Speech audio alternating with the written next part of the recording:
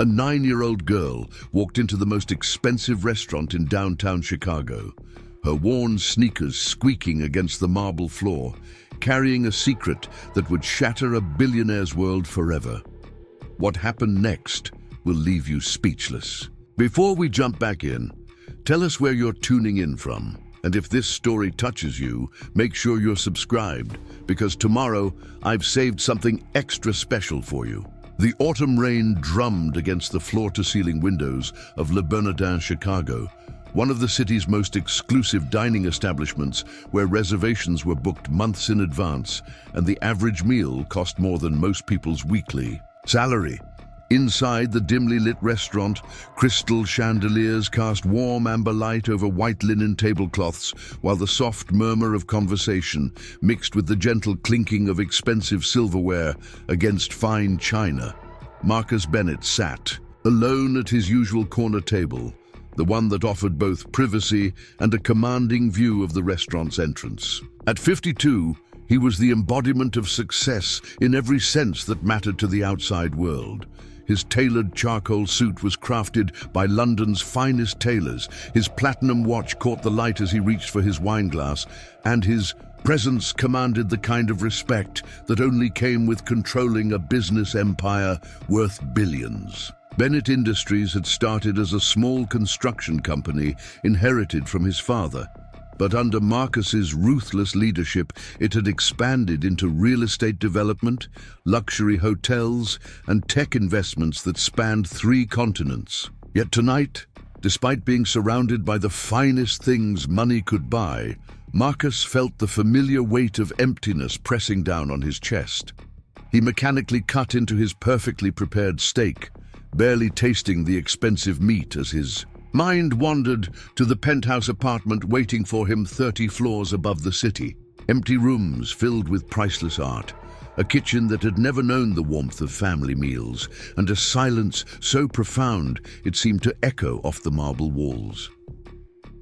His marriage to Victoria had ended 3 years ago, a cold dissolution of a union that had been more business partnership than love story.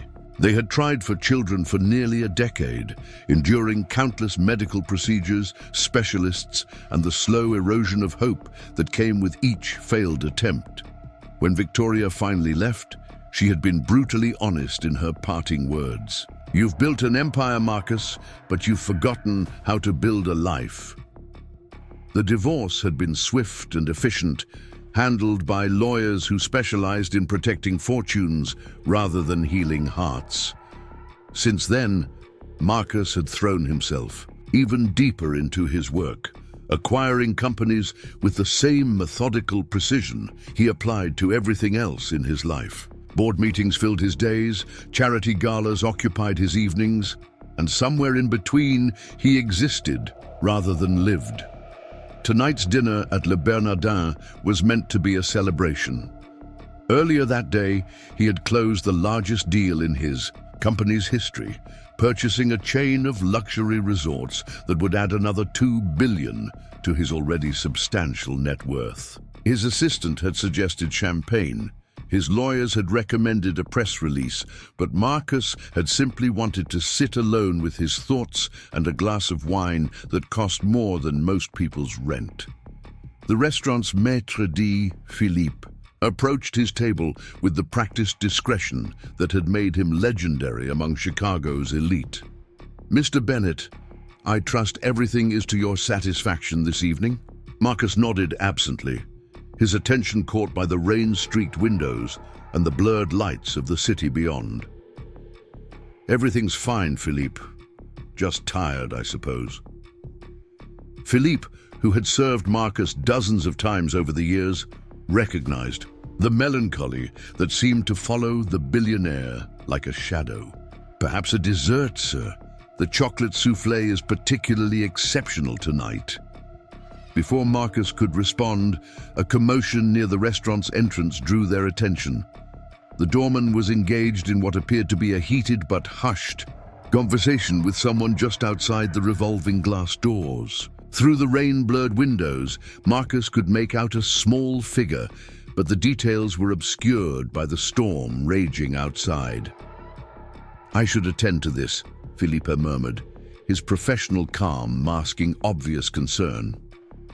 Le Bernardin's reputation was built on exclusivity and the absolute discretion with which they handled any situation that might disturb their distinguished clientele.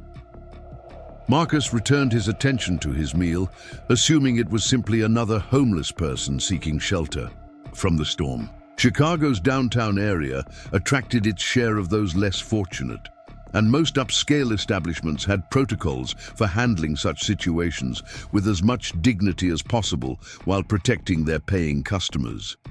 But then the revolving door began to turn, and what emerged was not what anyone in the restaurant expected. A young girl, perhaps 9 or 10 years old, stepped into the warm, elegantly appointed space with a confidence that seemed completely at odds with her appearance. Her dark hair hung in damp tangles around her shoulders, water dripping from the ends onto the pristine marble floor. Her clothes, while clean, were obviously second-hand. A purple sweater that had seen better days, jeans with carefully mended patches at the knees, and sneakers that squelched softly with each step. She carried a small backpack that looked like it contained everything she owned in the world. But it was her eyes that caught Marcus's attention from across the restaurant. Large, intelligent, and filled with a determination that seemed far too mature for someone her age, they swept the dining room with purpose rather than wonder. She wasn't gawking at the luxury surrounding her or intimidated by the obvious wealth of the patrons. Instead, she seemed to be searching for something specific, someone specific. Philippe intercepted her before she could venture further into the dining area, his voice carrying just enough authority to halt her progress without causing a scene. "Young lady, I'm afraid this is a private establishment. Are you perhaps looking for your parents?" The girl looked up at him with those remarkably composed eyes and spoke in a clear voice that carried just far enough for Marcus to hear. "I'm looking for Marcus Bennett. I was told he eats here." The mention of his name sent a jolt through Marcus's system. He half rose from his chair, wine glass forgotten, trying to get a better look at this unexpected visitor who somehow knew not only his name, but his dining habits. Philippe glanced in his direction, seeking guidance on how to handle this highly unusual situation. "I'm Marcus Bennett," he found himself saying, his voice carrying across the restaurant's hushed atmosphere. Every head in the dining room turned toward him, then toward the girl, as if watching the opening scene of a play they hadn't bought tickets for. The girl's eyes found his immediately, and something passed between them that Marcus couldn't quite identify. Recognition, relief, fear. She took a step toward his table, then another, her wet sneakers leaving small puddles on the marble as Philippe hurried alongside her, clearly unsure whether to allow this unprecedented breach of protocol. "Sir," Philippe whispered urgently as they approached, "shall I call security? The child appears to be unaccompanied, and our policies—" "It's all right," Marcus heard himself saying, though he had no idea why. Something about the girl's presence, her obvious determination, and the way she carried herself despite her apparent circumstances made him curious rather than alarmed. Let her speak. The girl stopped beside his table, and Marcus found himself looking down into a face that was striking in its intensity. Her features were delicate but strong, with high cheekbones and a slightly pointed chin that gave her an almost elfin appearance. But it was her eyes that held him captive, dark brown and flecked with gold, holding secrets that seemed far too heavy for someone so young. "You are Marcus Bennett," she said, and it wasn't a question. Her voice was steady, but Marcus detected a slight tremor underneath the composure, as if she were holding herself together through sheer force of will. "Yes," he replied, gesturing to the empty chair across from him. "Preparing and narrating this story took us a lot of time, so if you are enjoying it, subscribe to our channel. It means a lot to us. Now back to the story. Would you like to sit down? You look like you've been traveling for a while." She nodded gratefully and slipped into the chair, her small frame nearly swallowed by the elegant upholstery. Philippe hovered nearby, clearly torn between his professional obligations and his natural concern for a child who was obviously in some kind of distress. "What's your name?" Marcus asked gently, leaning forward slightly. Up close, he could see that while her clothes were worn, they were scrupulously clean, and despite the dampness from the rain, she smelled faintly of soap and something floral, as if she had made an effort to prepare for this encounter. "Emma," she replied, then paused as if deciding whether to trust him with more information. "Emma Rose Sullivan." The surname meant nothing to Marcus, but something about the way she said it, the slight hesitation before revealing it, suggested it held significance he wasn't yet privy to. "Well, Emma Rose Sullivan, that's a beautiful name. Can you tell me how you found me here?" Emma's hand moved unconsciously to her throat, where Marcus now noticed a small necklace partially hidden beneath her sweater. "I asked around. People said you came here a lot." She paused, studying his face with an intensity that made him slightly uncomfortable. "You look older than in the pictures." "Pictures?" Marcus felt a strange chill run down his spine. "What pictures, Emma?"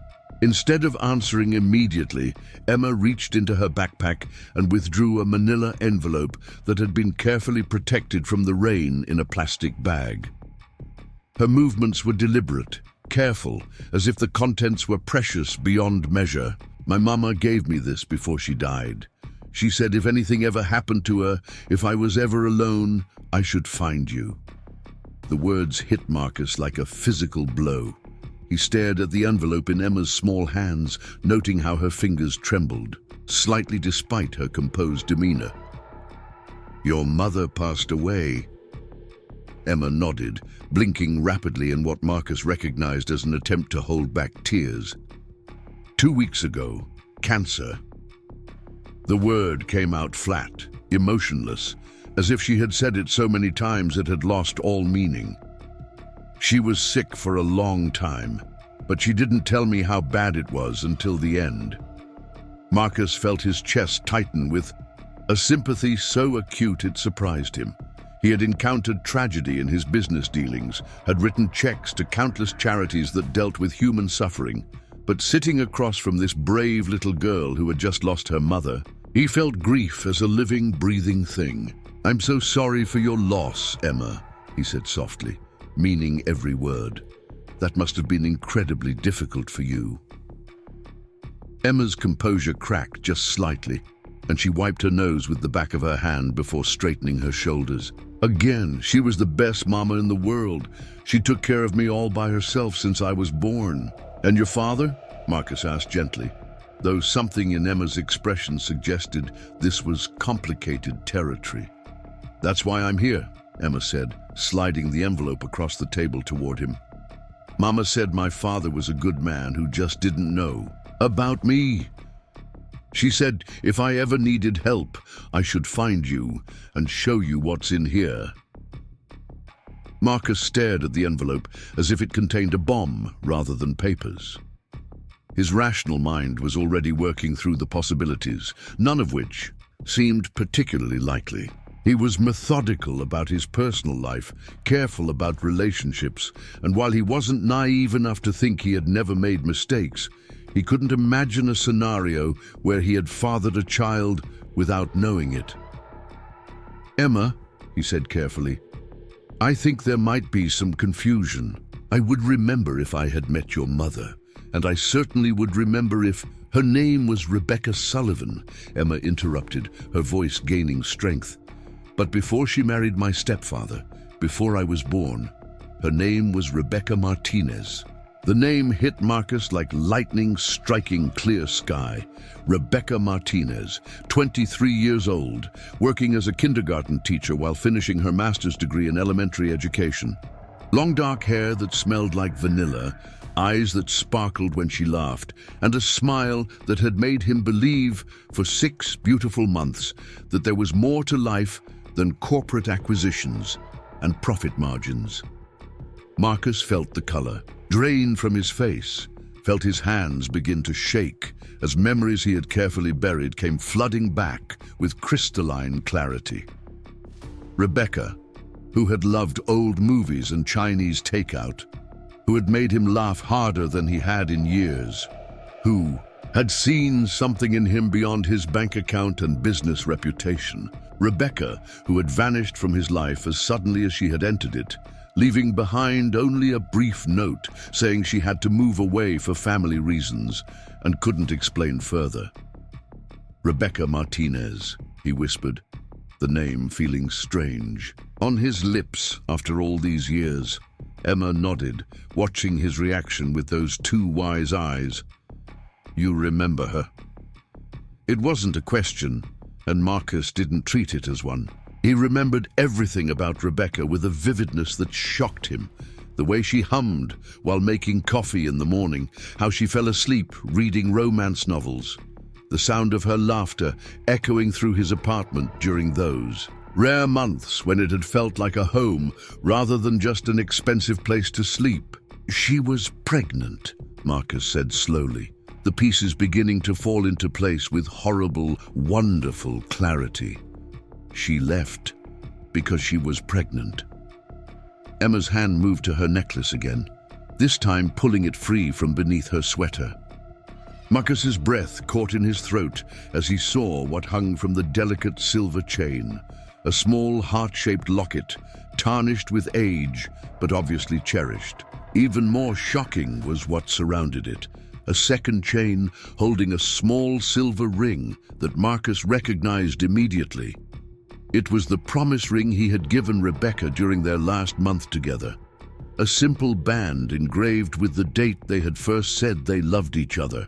He had been young and foolish enough to believe in grand romantic gestures then, before the world had taught him that love was just another commodity to be managed and protected.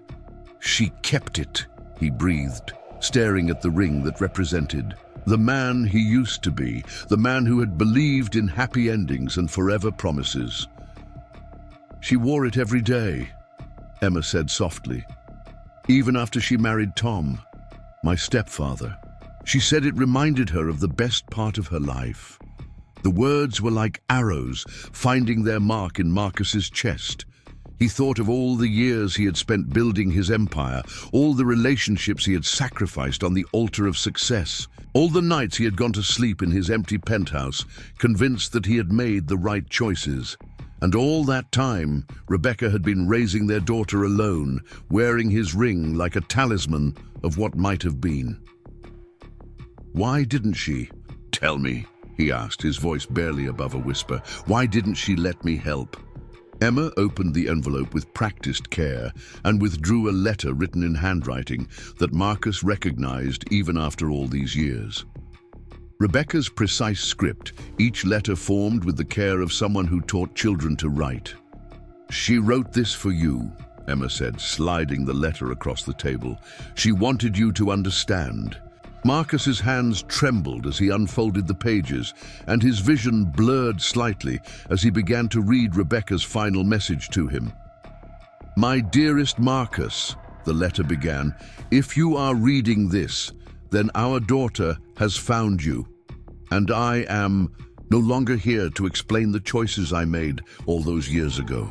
I know you must have questions, and I know you must be hurt that I kept Emma from you. Please know that every decision I made was born from love, both for you and for our beautiful girl. When I discovered I was pregnant, you were on the verge of the biggest deal of your career, the acquisition that would transform your family's company into the empire I knew it would become. You spoke of it constantly, the pressure you felt from your father, the responsibility to the employees whose jobs depended on your success. You were so young, Marcus, and so driven, and I loved that ambition in you, even as I feared what it might cost us. I made the choice to leave, not because I doubted your capacity to love our child, but because I couldn't bear to be the reason you had to choose between your dreams and your responsibilities as a father. I saw how the business consumed you, how every decision carried the weight of so many lives, and I knew that if you had to divide your attention, you would never forgive yourself if either your family or your company suffered because of it. So I chose for both of us. I chose to let you pursue your destiny without the burden of unexpected fatherhood. And I chose to raise Emma in a world where she would never feel like an obligation or a sacrifice. Tom Sullivan came into our lives when Emma was 3, and he gave us both his name and his love. He has been the only father Emma has ever known, and he loved her as completely as if she were his own blood. But you, Marcus, you gave her life, and you gave her the best parts of yourself. She has your intelligence, your determination, and your ability to see solutions where others see only problems. She's brilliant and brave and kind, everything I hoped she would be, and more. I'm writing this letter, as my doctors tell me there is no more time, no more treatments to try.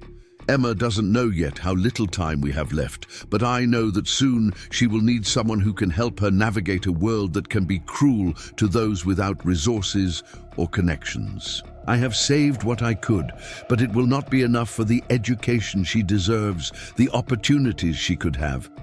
I am not asking you to love her, Marcus, because love cannot be demanded or expected.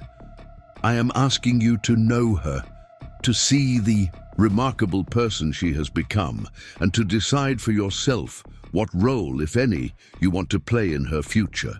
She knows nothing about you except that you were important to me once, and that if something happened to me, you were someone who might help her. The ring she wears was yours, and she has worn it since she was old enough to understand that it represented someone special from my past. The locket contains the only picture I kept of us together, taken on that perfect Saturday when we spent the entire day in Lincoln Park, feeding ducks and planning a future that never came to pass. Whatever you decide, please be kind to her. Marcus, she has experienced enough loss for one small lifetime, and she deserves to know that there are still good people in the world who will protect those who cannot protect themselves. With all the love I never stopped feeling, Rebecca. Marcus read the letter 3 times before setting it down with hands that shook so badly he nearly knocked over his wine glass. Around them, the restaurant continued its elegant dance of service and conversation, but Marcus felt as if he and Emma existed in a bubble, separate from the rest of the world. When he finally looked up, Emma was watching him with an expression that broke his heart. She was trying so hard to be brave, to be strong, but she was just a little girl who had lost her mother and was now sitting across from a stranger, hoping he wouldn't send her back to whatever temporary arrangement had been made for her care. "Who's been taking care of you since your mother passed?" he asked gently. "Mrs. Patterson from down the hall," Emma replied. "But she can only keep me until Friday. That's when they're supposed to move me to a group home until they can find a foster family." She said it matter-of-factly, but Marcus caught the slight quaver in her voice.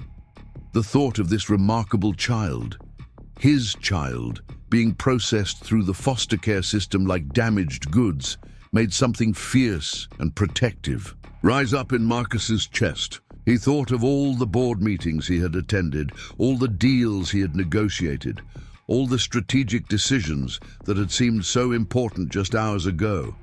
None of it mattered now. Nothing mattered except the little girl sitting across from him, wearing his ring around her neck and hoping he wouldn't abandon her the way the world seemed determined to do.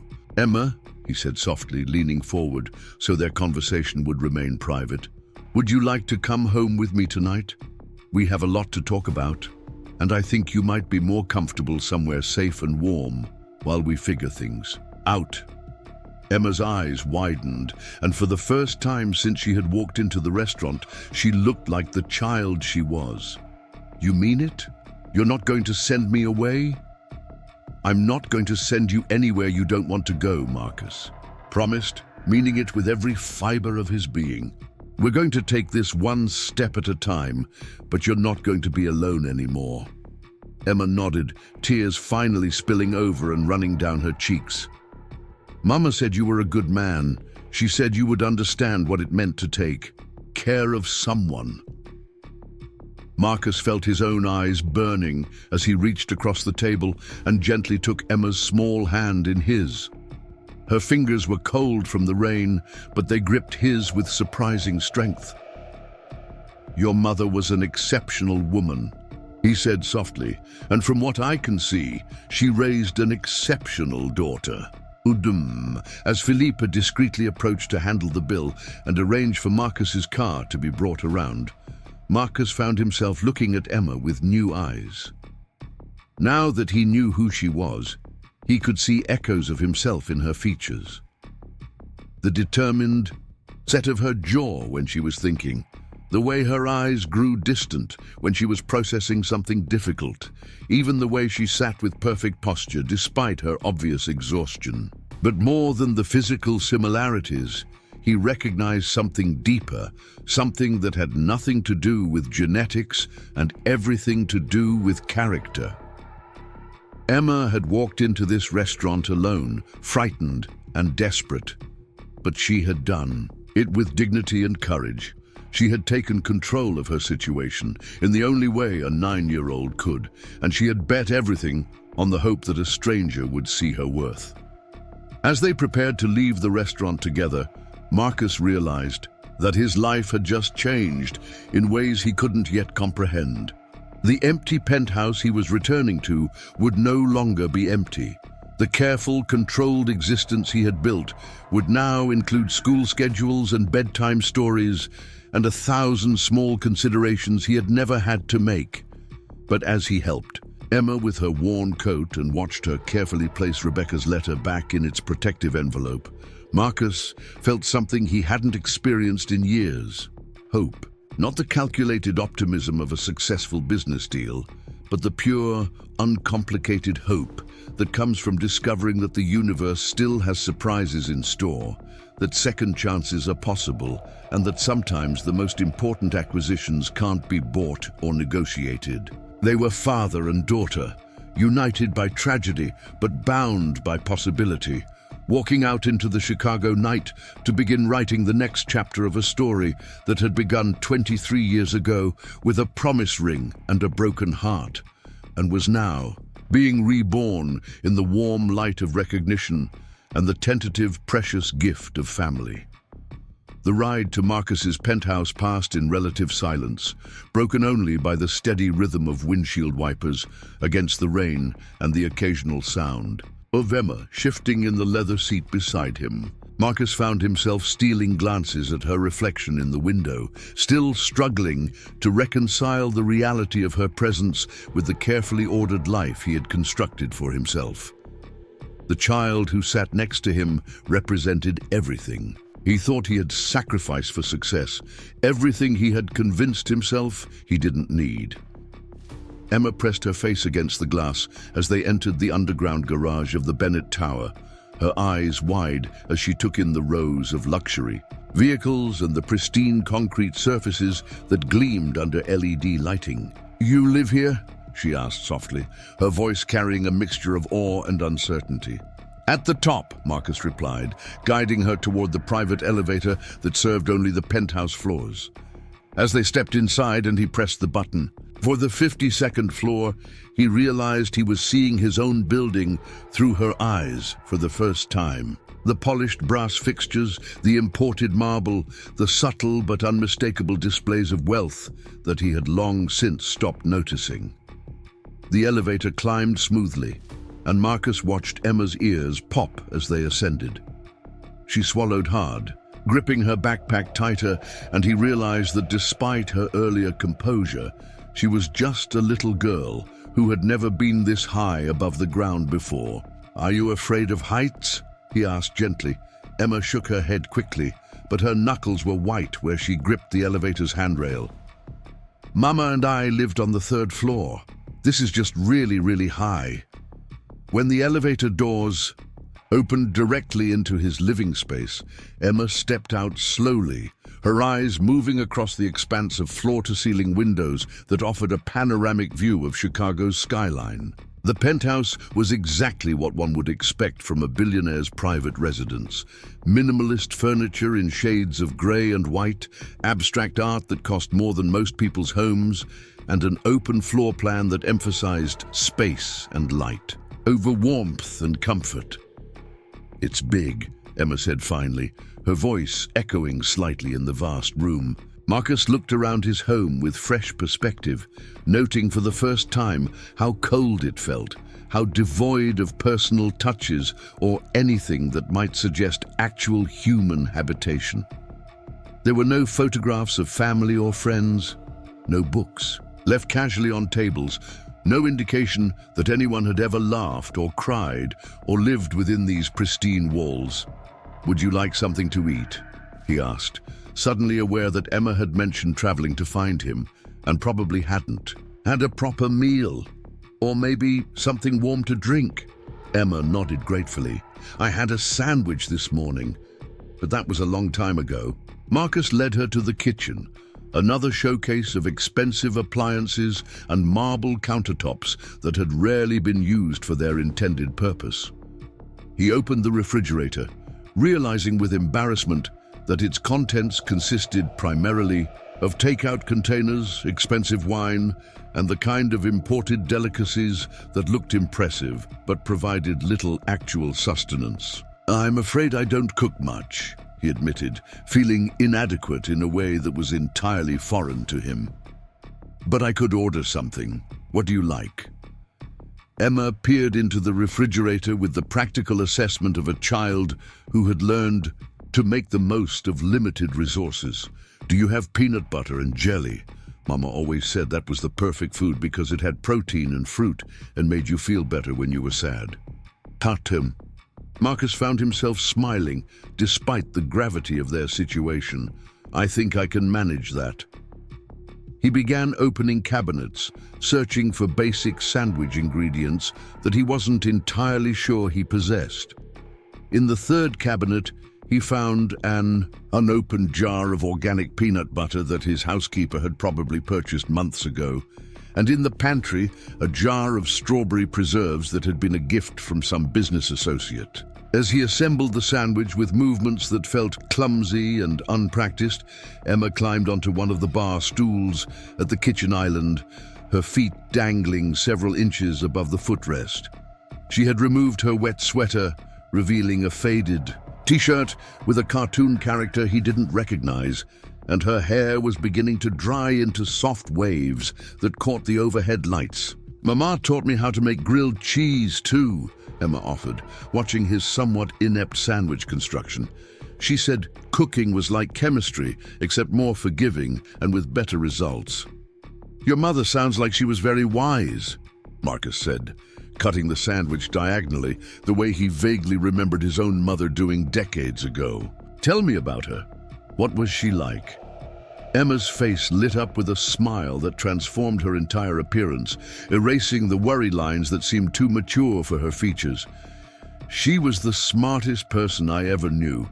She could explain anything, so it made sense, and she never talked down to me like some adults do. She said kids could understand anything if you just found the right words." As Emma ate her sandwich, she began sharing memories of Rebecca with an openness that both touched and amazed Marcus. She spoke of bedtime stories that her mother would make up on the spot, featuring brave princesses who solved problems with kindness and intelligence rather than magic. She described their Saturday morning tradition of pancakes shaped like animals, and how Rebecca would hide little notes in Emma's lunchbox with jokes or encouraging words. "She was sick for a long time," Emma said quietly, her sandwich forgotten, as she traced patterns on the marble countertop. "But she tried to hide it from me. She would pretend she was just tired, or that she had a cold that wouldn't go away. I knew something was wrong, though. She got thinner, and sometimes I would hear her crying in her room at night." Marcus felt his chest tighten with grief for a woman he had lost twice, once when she disappeared from his life, and now again through death. That must have been very frightening for you. Emma nodded, her eyes bright with unshed tears. The doctor said she was brave, that she fought really hard, but in the end, she said the cancer was just stronger than she was. She wasn't sad about dying, though. She was sad about leaving me. The simple honesty of Emma's words hit Marcus like a physical blow. He thought about Rebecca, facing her own mortality while worrying about the child she would leave behind. The courage it must have taken to write that letter, to trust the future of her daughter to a man she hadn't seen in over a decade, a man who might very well reject the responsibility she was placing on his shoulders. "Emma," he said carefully, "you should know that I had no idea about you. If I had known your mother was pregnant, if she had told me, everything would have been different." Emma studied his face with those unnervingly mature eyes. She said, "You would say that. She said you were the kind of person who always tried to fix things and make them right. Then why didn't she give me the chance?" The question came out more sharply than Marcus intended, tinged with a pain he hadn't realized he was still carrying. Emma was quiet for a long moment, considering her answer with the same careful deliberation she seemed to apply to everything. "I think she was scared," she said finally, "not of you, but of changing your life in a way you didn't choose. She said sometimes people make decisions for other people because they love them too much to let them sacrifice their dreams." The wisdom in her words, the clear understanding of adult complexities that no 9-year-old should have to possess, reminded Marcus that Emma had been raised by a woman who believed in honesty and communication, even when the truths were painful. "Your mother was wrong about one thing, though," Marcus said softly. "She wasn't a sacrifice. She would have been the best thing that ever happened to me." Emma nodded solemnly. "I think she knew that. I think that's why she kept your ring and told me to find you. She said some mistakes could still be turned into something beautiful if you were brave enough to try." As the evening progressed, Marcus found himself in the unprecedented position of trying to make his sterile penthouse comfortable for a child. Emma was clearly exhausted, but she seemed hesitant to ask for anything, as if she were afraid of imposing. Further on, his hospitality. Her backpack, when opened, revealed the heartbreaking contents of a young life condensed into portable essentials. A few changes of clothes, a worn stuffed rabbit that she handled with careful reverence, her mother's jewelry box, and a small photo album. "This was our last picture together," Emma said, showing him a photograph of herself and Rebecca taken just a few weeks before her mother's death. Even in the image, Rebecca's illness was visible in her gaunt features and tired eyes, but her smile was radiant as she hugged Emma close. Marcus stared at the photograph, seeing traces of the woman he had loved in the face ravaged by disease, but also seeing her strength and love reflected in the way she held her daughter. "She looks proud of you," he said quietly. "She said I was her greatest accomplishment," Emma replied, carefully returning the photo to its place in the album. "She said that everything else she did in life was just practice for being my mama."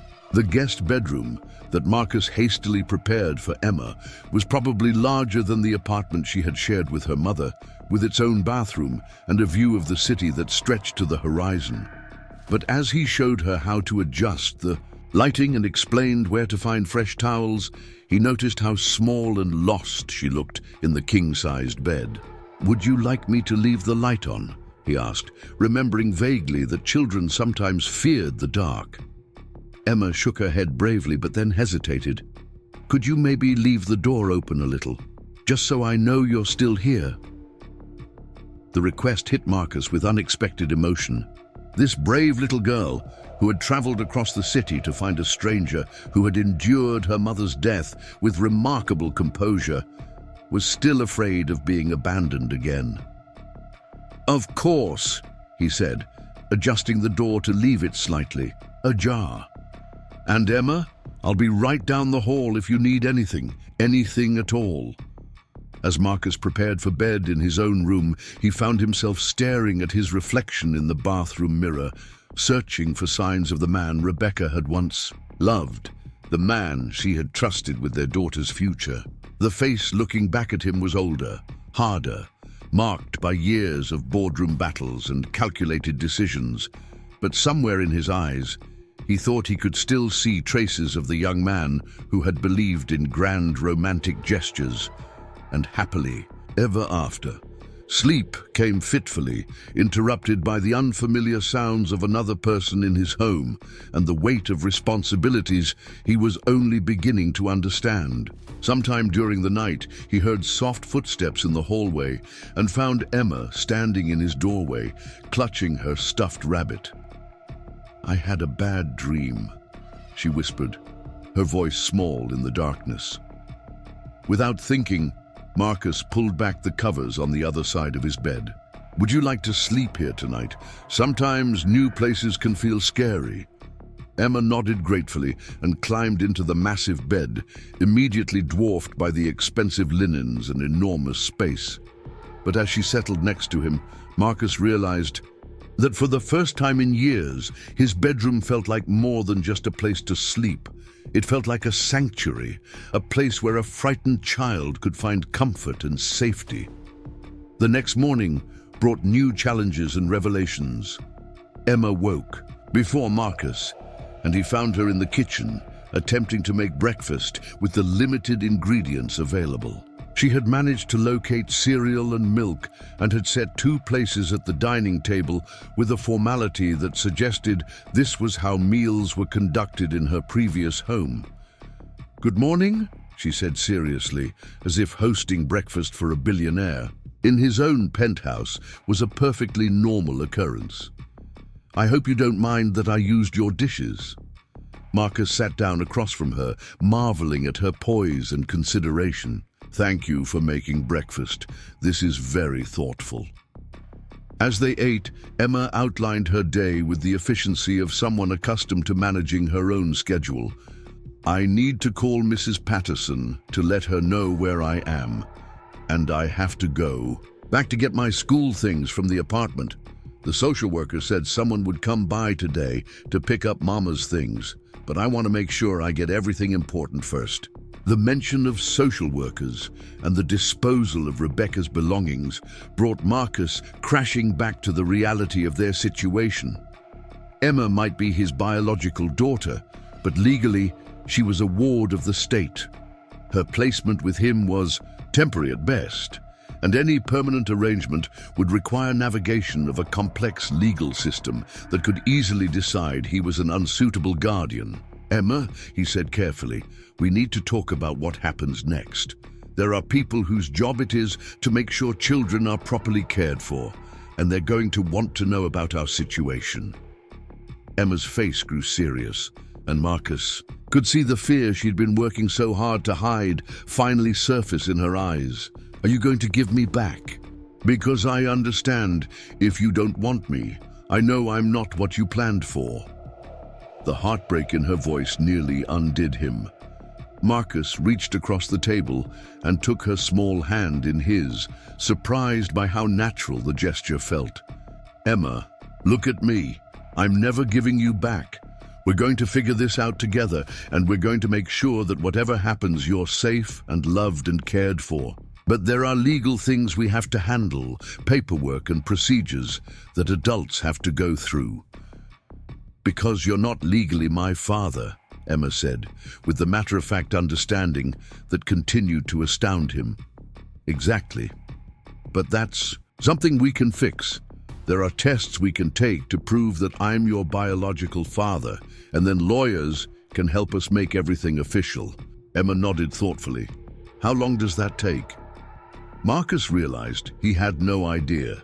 His experience with family law was limited to his own divorce, which had been straightforward given the absence of children or disputed assets. "I don't know, but I'm going to find out today." The morning was spent in a series of phone calls that revealed the complexity of their situation. Marcus's personal attorney was out of the country, but his associate explained that without legal guardianship, Marcus had no rights regarding Emma's placement or care. The social services department was sympathetic but firm about their procedures, and the earliest appointment they could offer for an emergency custody hearing was 2 weeks away. Meanwhile, Emma sat quietly in Marcus's home office, apparently fascinated by the view of the city from his desk chair. She had brought her photo album and was carefully organizing pictures while he made his calls, but he could see her listening to every conversation, understanding far more than a child her age should have to. "Mr. Bennett," she said during a brief break between calls, "what if they say I can't stay with you? What if they think you're not a good choice?" Marcus looked at this remarkable child who had already endured more loss and uncertainty than most adults, and felt a fierce protectiveness rise up in his chest. "Then we'll prove them wrong. Emma, I want you to understand something. I've spent my entire adult life building a business, making deals, solving problems. But I have never worked harder on anything than I'm going to work on keeping you safe and making you part of my family." Emma's eyes brightened with hope, but she was too intelligent to be completely reassured by words alone. "What if it doesn't work? What if the tests show you're not really my father?" The possibility hadn't occurred to Marcus, and it hit him like a cold wave. Rebecca had been adamant in her letter, but what if she had been wrong?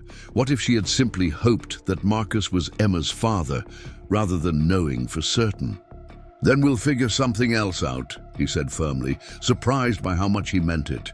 In less than 24 hours, this child had become precious to him in ways that had nothing to do with biology and everything to do with her courage, her intelligence, and her remarkable capacity for hope, despite devastating loss.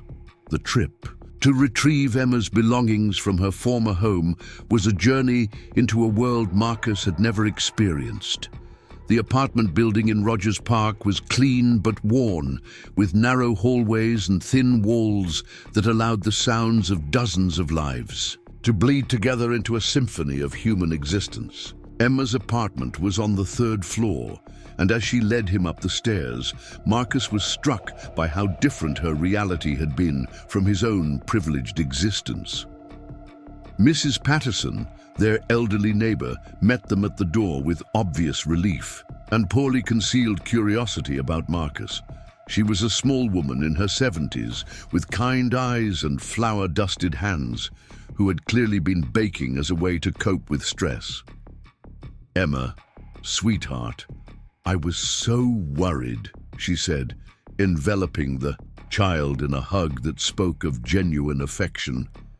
"When you didn't come home last night, I thought something terrible had happened." "I found him, Mrs. Patterson," Emma said simply, gesturing toward Marcus. "This is Mr. Bennett. He knew my mama."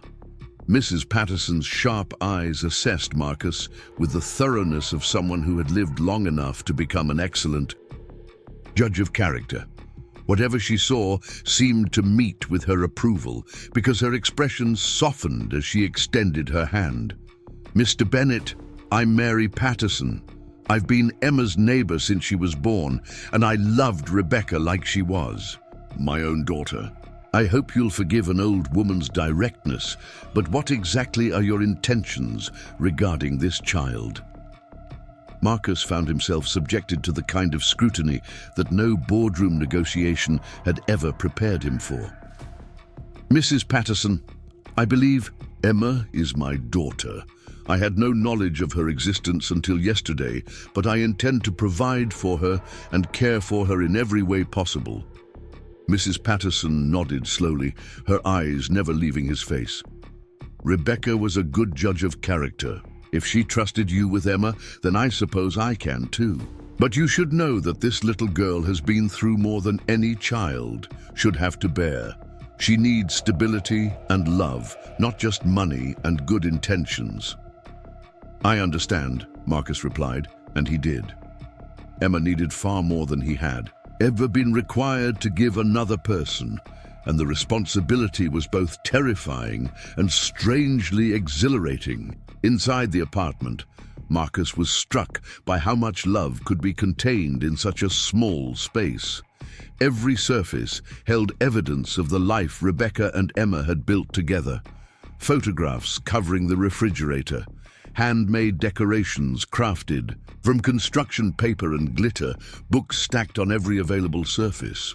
The furniture was second-hand but carefully maintained, and the overall effect was one of warmth and security that his own expensive penthouse utterly lacked. Emma moved through the space with purpose, gathering items with the efficiency of someone who had learned to distinguish between necessities and luxuries. She packed her school supplies, more clothes, and several items that held obvious sentimental value. A ceramic mug painted with handprints, a small wooden box filled with ticket stubs and trinkets, a quilt that appeared to be handmade. "Mama made this for me when I was little," Emma explained, holding up the quilt with reverent care. "She said it would keep me warm even when she couldn't be there to do it herself." Marcus watched her pack these treasures and realized that Emma was not just leaving an apartment. She was leaving behind the only home she had ever known, the place where every corner held memories of her mother.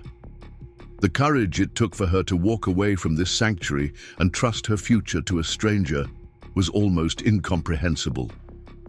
As they prepared to leave, Mrs. Patterson pulled Marcus aside for a private conversation. "Mr. Bennett, I want you to know that Rebecca spoke of you. Not often and never with bitterness, but with a kind of wistful sadness. She said you were the one who got away, the man who could have been everything if circumstances had been different." Marcus felt his throat tighten. Did she ever say why she didn't tell me about Emma? Mrs. Patterson was quiet for a moment, choosing her words carefully. Rebecca was proud, maybe too proud for her own good. She saw how driven you were, how focused on your career, and she convinced herself that a baby would derail everything you were working toward. She said she'd rather raise Emma alone than watch you resent them both for changing your life. "I would never have resented them," Marcus said softly. "I know that, and deep down, I think Rebecca knew it too. But fear makes people do strange things, even smart people like Rebecca. She was so young, and she was scared of being the reason your dreams didn't come true." As they drove back to the penthouse with Emma's belongings, Marcus found himself thinking about the different ways love could manifest. Rebecca had loved him enough to let him go, to sacrifice her own happiness and support for what she believed was his greater good. Emma loved her mother enough to honor her final wishes, even when it meant leaving everything familiar behind. And Marcus was beginning to understand that love sometimes meant accepting responsibilities you never asked for and finding joy in the surrender of carefully laid plans. That evening, as Emma arranged her few possessions in the guest room that was slowly beginning to feel more like home, Marcus realized that his life had been fundamentally altered in ways that went far beyond the addition of a child to his household. Emma's presence was forcing him to see his own existence with new eyes, to question the choices he had made and the values he had prioritized. "Mr. Bennett," Emma said as he helped her hang the handmade quilt on the wall above her bed, "can I ask you something?" "Of course. And Emma, you can call me Marcus if you'd like." Emma considered this seriously. "Are you lonely living here by yourself?" The question was so direct, so innocent in its honesty, that it cut straight through every defense Marcus had built around his solitary existence.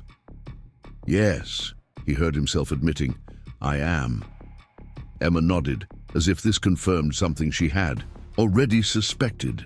"Mama said that big houses just made loneliness echo louder. She said that's why we liked our little apartment so much. The walls were close enough together that we never felt far apart." As Marcus tucked Emma into bed that night, reading from one of the books she had brought from her old home, he realized that she was teaching him things he had never learned.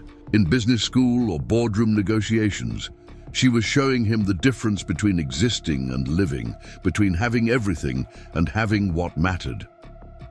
"Marcus," Emma said softly as he prepared to turn off the light, "Do you think Mama knows I found you?" Marcus looked down at this brave little girl who had lost so much but still believed in the possibility of new beginnings, and felt something shift permanently in his chest. "I think she knows, and I think she's proud of how brave you've been." Emma smiled, her eyes already heavy with sleep. "I think she's happy we found each other. I think maybe this was her plan all along." As Marcus walked back to his own room, he couldn't shake the feeling that Emma was right. Perhaps Rebecca's final gift to both of them had been the chance to discover what they could become together, to heal old wounds and create something beautiful from the ashes of past mistakes. The road ahead would be complicated, filled with legal challenges and emotional adjustments that neither of them could fully anticipate. But for the first time in decades, Marcus felt like he was moving towards something meaningful rather than simply away from emptiness. Emma had brought more than just disruption to his carefully ordered life. She had brought purpose, love, and the radical possibility that it was never too late to become the person you were meant to be. 3 weeks into their new arrangement, Marcus received the call that would test everything they had built together. Emma was at school, her first day at the prestigious Lincoln Academy, where Marcus had managed to secure her enrollment despite the academic year being well underway. He had spent the morning in his office reviewing quarterly reports when his phone rang with a number he had come to dread. "Mr. Bennett, this is Sarah Chen from the Department of Children and Family Services. I'm afraid we need to schedule an emergency review of Emma Sullivan's placement with you." Marcus felt his blood turn cold. "What kind of emergency review?" "We've received some concerns about the arrangement from Emma's former school district. They're questioning whether a sudden placement with someone who has no prior experience with children is in Emma's best interest, particularly given the significant lifestyle differences between her previous home and your current living situation." The words hit Marcus like physical blows. He had been so focused on providing Emma with everything she had never had that he hadn't considered how their dramatic change in circumstances might appear to outside observers. "Ms. Chen, Emma is my biological daughter. The DNA test results should be available any day now." "I understand that, Mr. Bennett, but until those results are official and you have legal guardianship, Emma remains a ward of the state. We have an obligation to ensure her well-being, and some parties have expressed concern that she's being overwhelmed by changes that may not be sustainable long-term." Marcus gripped the phone tighter, his knuckles white with tension. What kind of concerns specifically? The school reported that Emma seems withdrawn and anxious. Her previous teachers described her as outgoing and confident, but her new teachers say she barely speaks in class and appears to be struggling with the academic transition. There's also the matter of her living situation. Some people feel that placing a grieving child in such a dramatically different environment might be causing additional trauma rather than healing. The irony was devastating. Marcus had enrolled Emma in Lincoln Academy because he wanted to give her the best education possible, the opportunities that Rebecca's limited resources could never have provided. The penthouse, the private tutors, the carefully curated experiences he had been planning were all meant to show Emma that she was valued, that her future held unlimited possibilities. Instead, it seemed he was suffocating her with good intentions. "When is this review scheduled?" Marcus asked, already knowing he needed to clear his calendar completely. "Tomorrow afternoon at 2 o'clock. Emma will need to be present, and I should warn you that the committee will likely recommend alternative placement options if they determine the current arrangement isn't working." After ending the call, Marcus sat in his office staring out at the Chicago skyline, trying to understand how everything had gone so wrong so quickly. He thought about Emma that morning, How quiet she had been during breakfast. How she had asked twice if he was sure she should wear the new uniform he had purchased for her school. He had attributed her nervousness to typical first-day jitters, but now he wondered if he had been missing signs of deeper distress. His assistant knocked on the door, interrupting his spiral of self-doubt. "Mr. Bennett, you have the Mitchell presentation in 15 minutes. "Cancel it," Marcus said without turning around. "Cancel everything for the rest of the day. I need to pick up Emma from school." The drive to Lincoln Academy gave Marcus time to think about the past 3 weeks from Emma's perspective. He had been so excited to introduce her to his world that he hadn't considered whether she wanted to be introduced to it. The school was prestigious and academically rigorous, but it was also intimidating and populated by children from families whose wealth was generational. Emma, who had been comfortable and confident in her modest neighborhood school, was now surrounded by classmates who casually discussed ski trips to Switzerland and summer homes in the Hamptons. When Marcus arrived at Lincoln Academy, he found Emma sitting alone on a bench outside the main building, her new backpack at her feet and her face turned toward the sky as if she were trying to disappear into the clouds.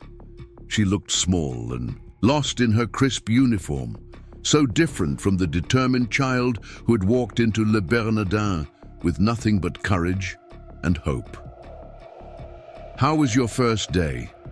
Marcus asked gently as he sat down beside her on the bench. Emma shrugged without looking at him. "It was fine." The word carried no conviction, and Marcus felt his heart break a little more. "Emma, you can tell me the truth. If something's wrong, if you're unhappy, I want to know about it." For a moment, Emma's carefully maintained composure cracked, and Marcus caught a glimpse of the frightened, overwhelmed child beneath the brave facade. "Everyone here is so smart and they all seem to know each other already. The teacher asked me to solve a math problem in front of the class and I got it wrong, and everyone stared at me like I was stupid." Marcus wanted to gather her into his arms and promise that everything would be better, but he was beginning to understand that his good intentions might be part of the problem. "You're not stupid, Emma. You're one of the smartest people I know. Sometimes it just takes time to adjust to new places." "I miss my old school," Emma admitted quietly. "I miss Mrs. Rodriguez and the reading corner where Mama used to volunteer on Fridays. I miss feeling like I belonged somewhere." The simple honesty of her words cut through every rationalization Marcus had constructed about the choices he had made for her. He had been so focused on giving Emma opportunities that he had taken away her sense of belonging, her connection to the world where she had felt safe and valued. "Emma," he said carefully, "what if I told you that you could go back to your old school? Would that make you happier?" Emma's head turned toward him with surprise and something that might have been hope. "But it's not as good as this one. You said I deserved the best education possible." Marcus realized that in his eagerness to provide for Emma, he had inadvertently taught her that her previous life hadn't been good enough, that everything about her past needed to be upgraded and improved. "Emma, the best education is the one where you feel comfortable learning and growing. If that's your old school, then that's where you should be." The relief in Emma's eyes was immediate and heartbreaking. "Really? You wouldn't be disappointed?" "The only thing that would disappoint me is if you were unhappy and didn't feel like you could tell me about it." As they drove back toward Emma's former neighborhood, Marcus found himself reconsidering everything about their arrangement. The penthouse that had seemed like a palace was really just an expensive box suspended above the city, disconnected from the rhythms of normal life. The exclusive experiences he had been planning were meaningless if Emma felt like an outsider looking in on a world where she didn't belong. "Marcus," Emma said as they stopped at a red light, "are you rich because you're smart, or are you smart because you're rich?" The question caught him off guard with its sophisticated understanding of privilege and opportunity. "What do you think?" Emma considered this seriously. "I think you're smart no matter what. But I think being rich made it easier for people to listen to your smart ideas." Her insight was remarkable and absolutely accurate. Marcus had been born into comfort, attended the best schools, and had access to networks and opportunities that had nothing to do with his intelligence or work ethic. Emma, despite being equally bright and perhaps more intuitive, had been limited by circumstances beyond her control. "You're right," he admitted. "I had advantages that made success easier for me. But Emma, that doesn't mean you can't achieve anything you want. It just means we might need to be smarter about how we approach it." When they arrived at Emma's former elementary school, Marcus felt like he was seeing the building through her eyes for the first time. It was smaller than Lincoln Academy, with aging brick walls and playground equipment that had seen better decades. But there was something alive about the place, a sense of community and belonging that the pristine halls of the private school had lacked. Emma's former teacher, Mrs. Rodriguez, was still in her classroom grading papers when they knocked on the open door. She was a woman in her 40s, with kind eyes and an instantly warm smile that widened with genuine joy when she saw Emma. "Emma, sweetheart, how are you doing?" Mrs. Rodriguez stood up immediately, opening her arms for a hug that Emma ran into without hesitation. "I missed you so much," Emma said, her voice muffled against her teacher's shoulder. Mrs. Rodriguez looked over Emma's head at Marcus with curiosity and perhaps a touch of protective suspicion. "And you must be the gentleman Emma told me about. I'm Maria Rodriguez." "Marcus Bennett," he replied, extending his hand. "I wanted to thank you for everything you did for Emma. She speaks about you with such love and respect." Mrs. Rodriguez's expression softened slightly, but her teacher's instincts kept her focused on Emma's well-being. "How are you adjusting to your new school, sweetheart?" Emma's face fell immediately. "It's really hard. Everyone is so much smarter than me, and I don't understand half the things they talk about." "Oh, honey," Mrs. Rodriguez said gently, "you're one of the brightest students I've ever taught. Intelligence isn't about understanding references to places you've never been or experiences you've never had. It's about curiosity and kindness and the ability to learn and grow." Marcus watched the interaction between Emma and her former teacher, noting how Emma's posture relaxed and her natural confidence began to return in Mrs. Rodriguez's presence. This was where Emma belonged, among people who valued her for who she was rather than what she might become with enough polish and privilege. "Mrs. Rodriguez," Marcus said carefully, "would it be possible for Emma to return to this school? I realize it's unusual, but I think she was happier here." Mrs. Rodriguez's eyebrows rose in surprise. "Most parents in your position would see this as a step backward. Most parents in my position have been parents for more than 3 weeks," Marcus replied honestly. "I'm learning that what's best for Emma might not be what looks most impressive on paper." That evening, as Marcus and Emma sat in his penthouse eating takeout Chinese food on the floor in front of the massive windows, he made a decision that would have seemed impossible just hours earlier. "Emma, I've been thinking about what you said today about missing your old neighborhood and feeling like you belong there. What would you think about moving somewhere different, somewhere that might feel more like home?" Emma looked up from her lo mein with surprise. "You mean leave this place?" Marcus gestured around the stark, beautiful space that had never felt like anything more than an expensive hotel room. "This apartment is impressive, but it's not really a home, is it? It's just a place where I sleep and store my things."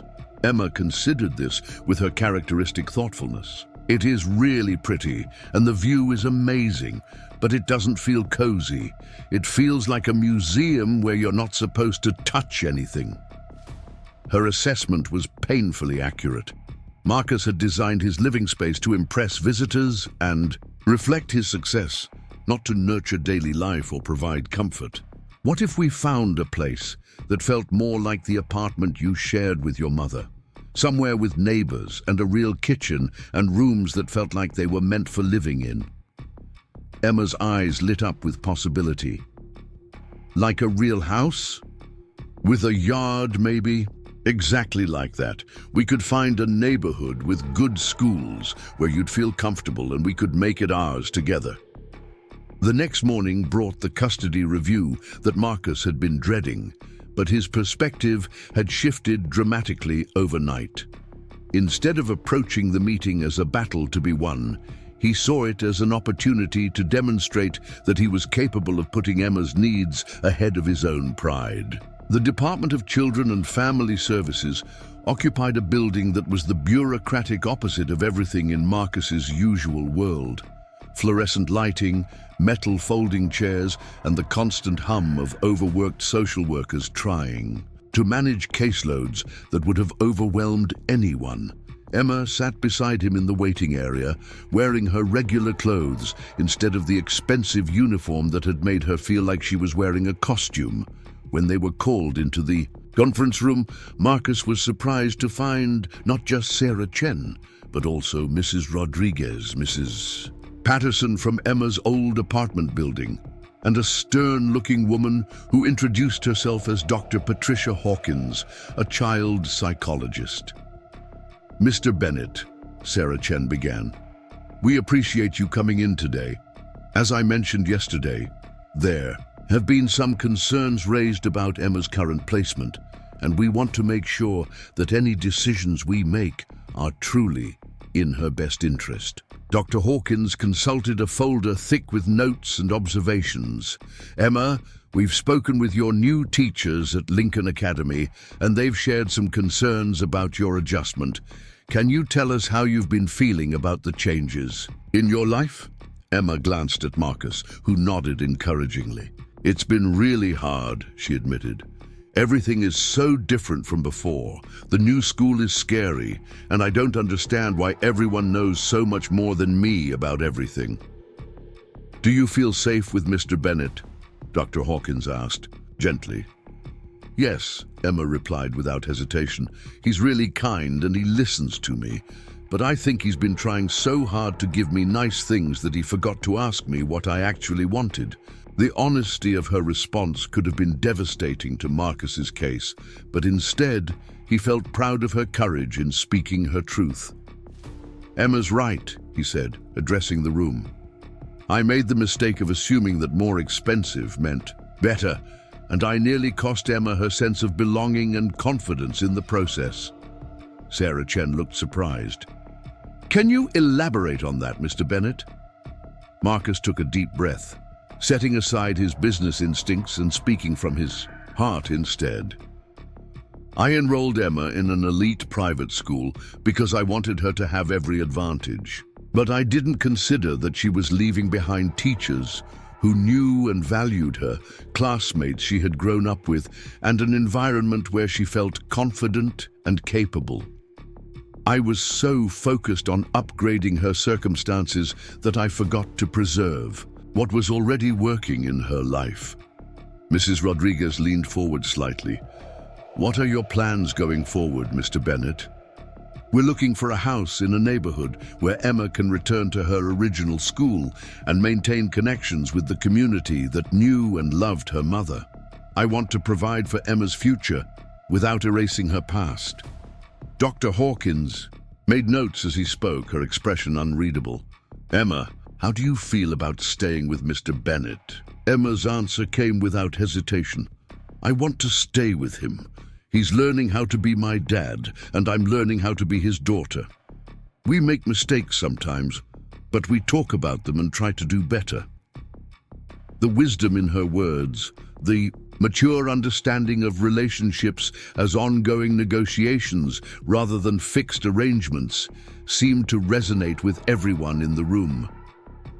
Marcus felt a surge of pride and love for this remarkable child who had taught him more about life in 3 weeks than he had learned in decades of business success. The committee deliberated for nearly an hour while Marcus and Emma waited in the hallway.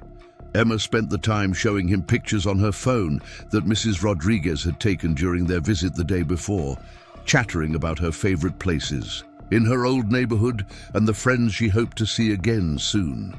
When they were called back into the room, Sarah Chen's expression was carefully neutral. After reviewing all the information and speaking with Emma, we've decided to allow the current placement to continue with some conditions. Marcus felt his knees nearly buckle with relief, but he forced himself to listen carefully to the requirements. First, Emma will return to her original school immediately. Second, you'll both participate in family counseling to help navigate this transition. Third, we'll conduct monthly check-ins for the next 6 months to ensure that Emma's emotional and educational needs are being met. And finally, once the DNA results confirm paternity, you'll need to complete the legal guardianship process within 60 days. As they left the building together, Emma slipped her hand into Marcus's with natural ease. "Are you disappointed that I have to go back to my old school?" she asked. Marcus squeezed her hand gently. "Emma, I'm proud of you for knowing what you needed and brave enough to ask for it. That's not disappointing at all." The house hunting process that followed was unlike anything Marcus had ever experienced. Instead of considering properties based on investment potential or status symbols, he found himself evaluating neighborhoods based on tree-lined streets, proximity to Emma's school, and the presence of other families with children. Emma proved to be an excellent judge of potential homes, rejecting places that felt too formal or isolated and gravitating toward houses with character and warmth.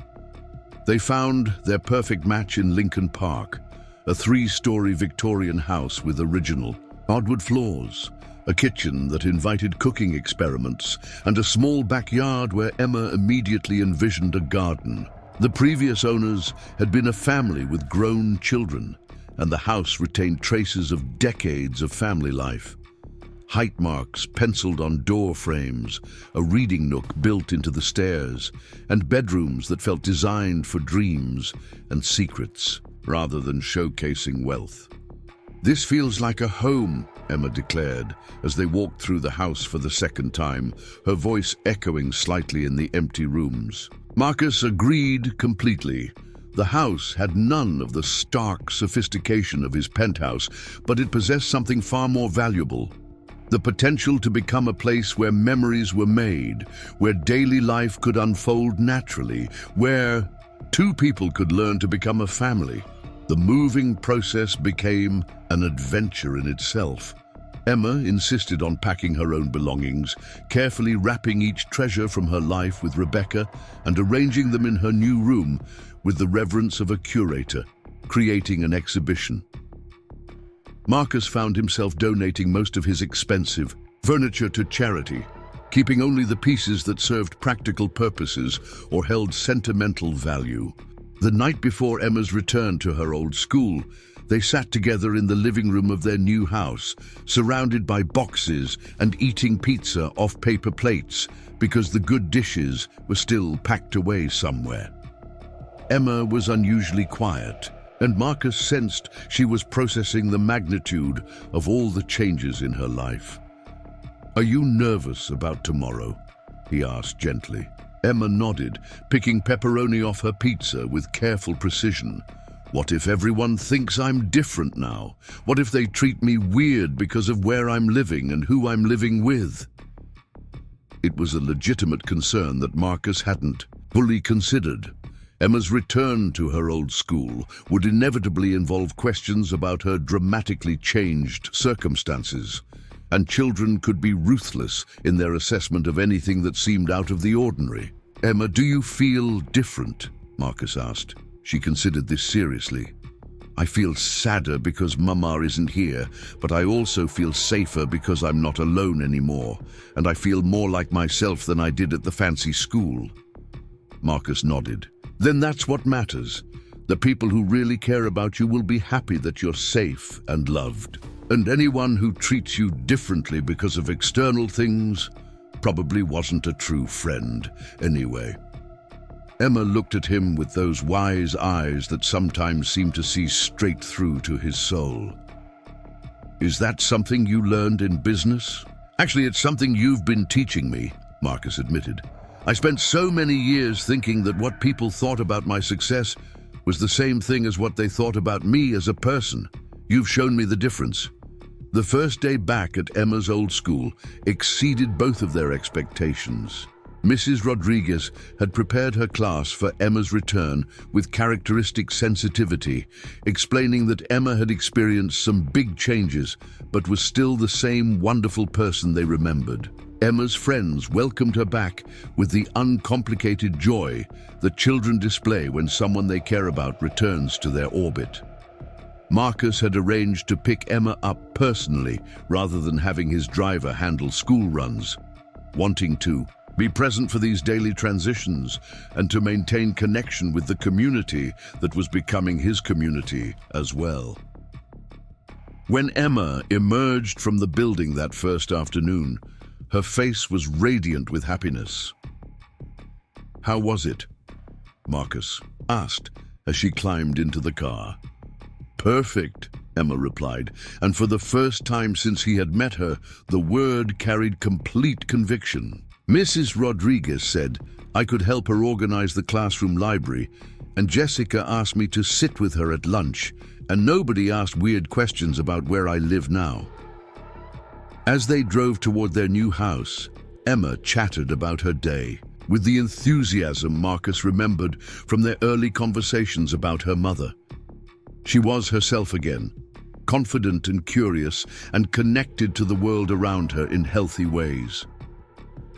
That evening, as they worked together to unpack the kitchen, boxes and organize their new space, Emma made an observation that stopped Marcus in his tracks. "You know what's funny?" she said, holding up a coffee mug that had belonged to Rebecca. "I was so scared that if I went back to my old school, people would think I was poor again. But now I realize that being poor was never the bad part. The bad part was being alone." Marcus set down the plates he had been stacking and looked at this remarkable child who continued to teach him profound truths with casual observation. "You're absolutely right. Wealth is just a tool, Emma. It's what you do with it that matters." Emma nodded seriously.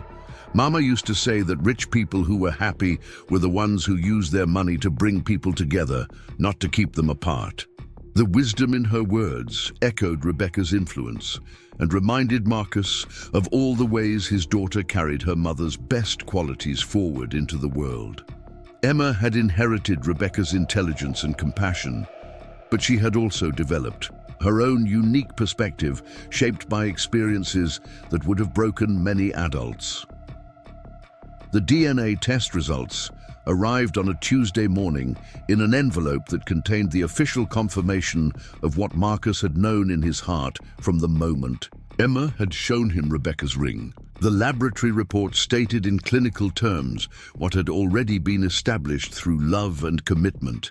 Emma Rose Sullivan was indeed his biological daughter.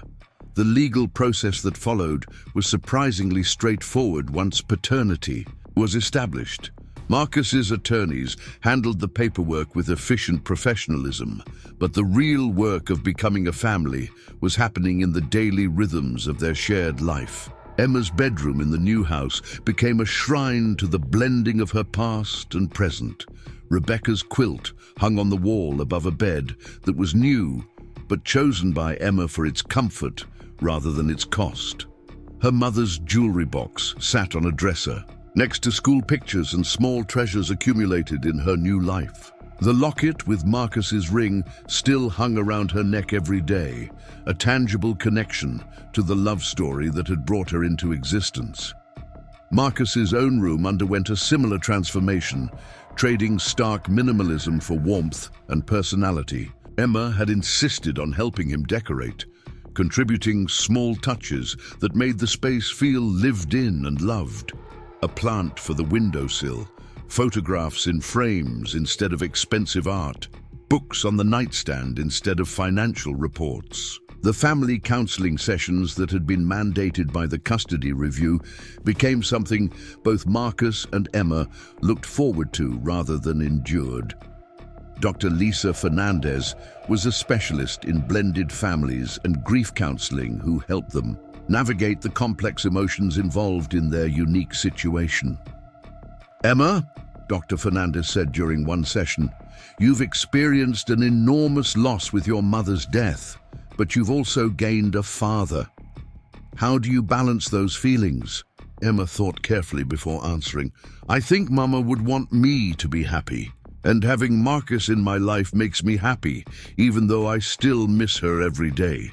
It's like having a broken heart that's also full of love at the same time." Her ability to hold complex emotions simultaneously, to experience grief and joy as complementary rather than contradictory feelings, demonstrated an emotional maturity that amazed both Marcus and the counselor.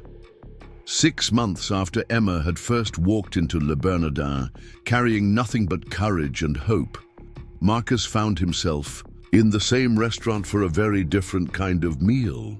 This time, Emma sat across from him, wearing a dress she had chosen herself, simple but elegant, her hair styled in a way that made her look older and more confident than the frightened child who had appeared in his life like a miracle.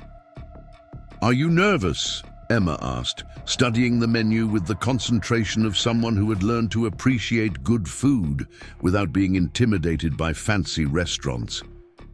Marcus smiled at the question. Today was the official adoption hearing, the legal ceremony that would make permanent what had already been established in their hearts. "A little. Are you?" Emma shook her head. "No. I know what's going to happen. Judge Morrison is going to ask us some questions.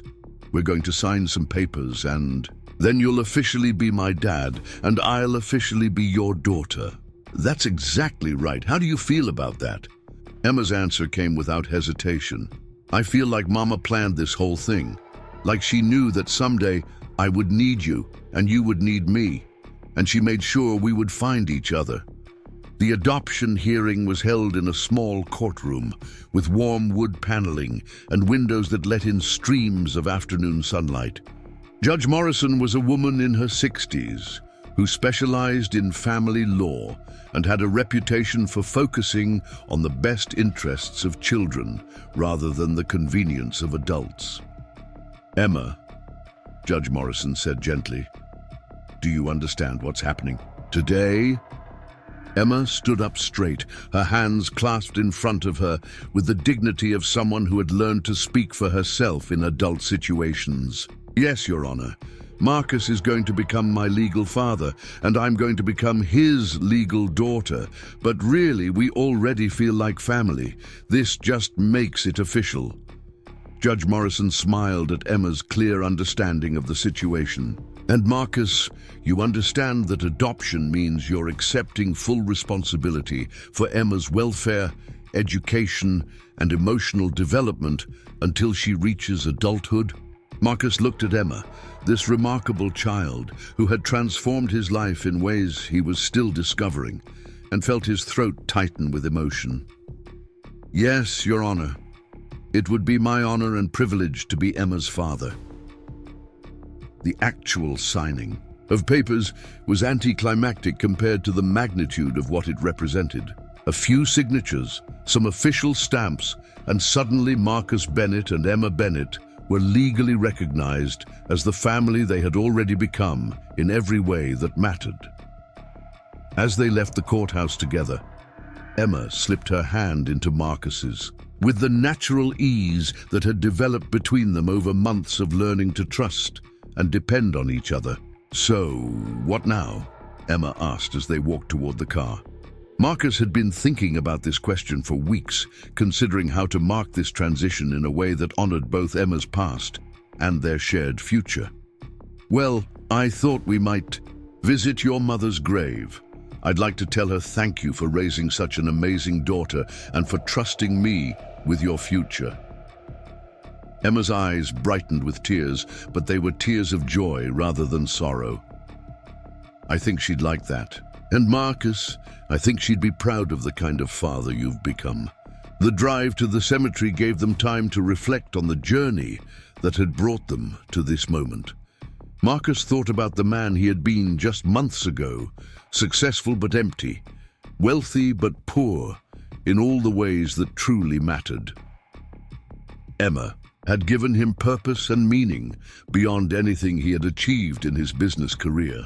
Emma had also been transformed by their relationship, not into someone different, but into a fuller version of herself. The confidence that had been shaken by loss and uncertainty had been restored through stability and unconditional love. She had learned that she could trust adults to keep their promises, that her needs and feelings mattered, and that love didn't require her to change who she was at her core. At Rebecca's grave, they stood together in comfortable silence, each lost in their own thoughts and memories. Emma placed fresh flowers on the headstone, the same white roses that had been her mother's favorites. Marcus found himself speaking silently to the woman who had given him the greatest gift of his life by trusting him with their daughter's future. "I think Mama knows we're here," Emma said softly, her hand finding Marcus's in the gesture that had become their signature expression of connection and support. "I think you're right," Marcus replied, squeezing her hand gently. "I think she's been watching over both of us this whole time." As they walked back to the car, Emma asked the question that had been on both their minds as they settled into their new life together. "What do you think happens next?" Marcus considered all the possibilities that lay ahead of them: school years and teenage challenges, college decisions and career choices, all the milestones and struggles that would shape Emma's journey to adulthood. But instead of feeling overwhelmed by the responsibility, he felt excited by the prospect of being part of her story. "I think we keep learning how to be a family," he said honestly. "We'll make mistakes sometimes, and we'll figure out how to fix them. We'll celebrate your successes and support each other through difficult times. And someday, when you're all grown up, you'll probably do something amazing that makes the world a better place." Emma smiled, her face radiant with the confidence that came from knowing she was loved unconditionally and supported completely. "And you'll be there to see it?" "Wild horses couldn't keep me away," Marcus promised, meaning it with every fiber of his being. As they drove home to the house that had become their sanctuary, Emma fell asleep in the passenger seat, her head tilted against the window and her breathing soft and steady. Marcus glanced at her sleeping face and felt his heart swell with a love so profound it took his breath away. Emma had given him something no amount of money could purchase: the experience of loving someone more than himself, of finding joy in another person's happiness, of discovering that true wealth was measured not in assets but in connections, not in achievements but in relationships. The necklace she wore still held his ring and her mother's locket, symbols of the love that had created her and the love that would guide her future.